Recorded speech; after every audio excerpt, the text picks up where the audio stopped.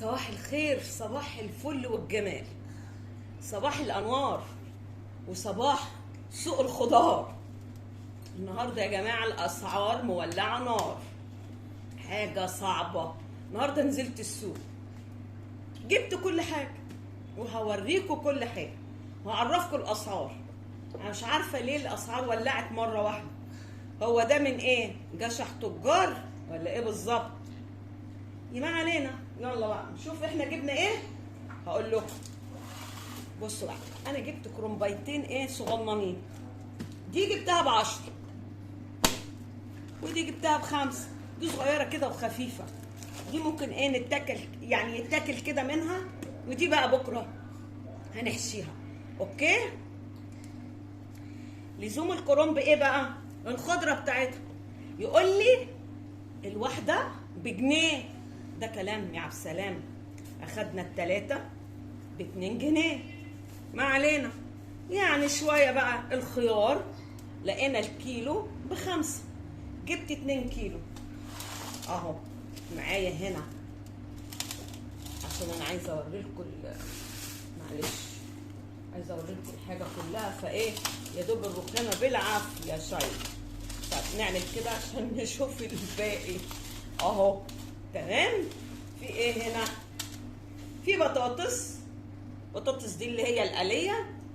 في اللي بيبيع الكيلو ب10، في اللي بيبيع الكيلو ب12.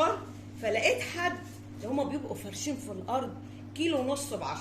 جبت ايه بقى؟ نص كيلو فلفل اخضر شطه، معاه شويه كده ايه رومي. جبت نص كيلو من النوعين. ليه؟ لزوم ايه بقى؟ لزوم المخلل اللي انا هعمله. ما علينا. حلوه الصينيه دي. خيار، كرنب، فلفل الخضره. يلا هنعوز ايه كمان؟ ناوليني بقى كده الطماطم دي. يلا جبنا شويه طماطم خضار حلوين اهو، بس برضو الطماطم غاليه.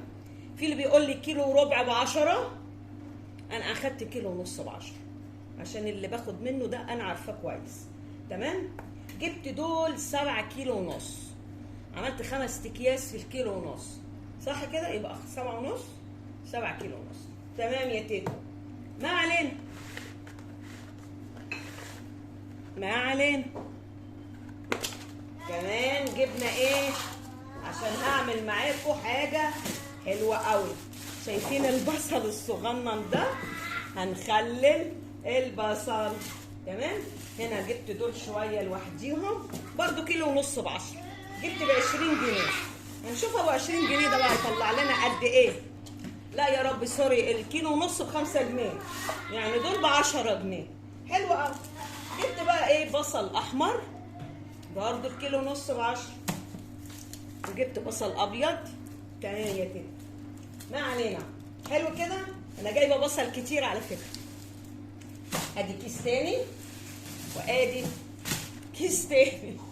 يعني برضو مش ليا لوحدي، برضو يعني الجماعه فوق نساوين ولادي اللي بيعوزوه بياخدوه، ولسه جايبين حاجات كتير، اصبروا عليا. جبت ايه تاني يا تيتا؟ جبت بطاطا. البطاطا حلوه، يعني ال2 كيلو ب5 جنيه. جبنا بطاطا شوي 4 اكياس. ليه؟ برضو انا ونساوين ولادي. ايه يا سولي؟ تعالى يا سولي. سولي تعالى يا حبيبي، تعالى يا قلبي. اوبا يا تيتا، اوبا. قول باي باي. يلا قول باي باي. باي باي باي. استنى طيب. استنى، عايز ايه؟ عاوز ايه؟ طب تعالى انزل. يلا انت بتلعب نفسك. لا استنى بس. طب ايه تاني يا تيتا؟ جبت كيلو ليمون ب10 جنيه. ما علينا. وادي خيار تاني حلو قوي. جبت ايه تاني يا تيتا؟ في حد قال لي على توم. انا عندي التوم بتاعي في الفريزر، بس بصراحه مش وحش، لقيتهم صغيرين، بس ايه مش فاضي. صدقوا بقى دول عاملين 10 جنيه. حلوين. 4 ربط يا جماعه كده. يعني ايه يا سولي؟ ثواني يا حبيبي. طيب حاضر يا تيتا، حاضر. عايز ايه يا تيتا؟ بالمره بقى عشان السوق جبنا ايه تاني؟ شويه لفت لسه طالع جديد. بصوا بقى انا جايبه اللفتيه اللي هي ايه اهو صغيره، عشان احتمال يا دوب يا اما اعملها كده بالنص. انا طبعا غسلتهم وشطفتهم. شايفين القلب بتاعها؟ يا سلام جمار. خد يا سولي، خد يا سولي. مش هيعصي. ولزوم اللفت جبت ايه بقى؟ جبت برطمانات جديده اهو علشان اللفت، وعلشان ايه كمان؟ انا عندي الزيتون لوحده وعندي كل حاجه لوحدي. تمام؟ صدقوا بقى ده كنت بجيبه ب 10 جنيه.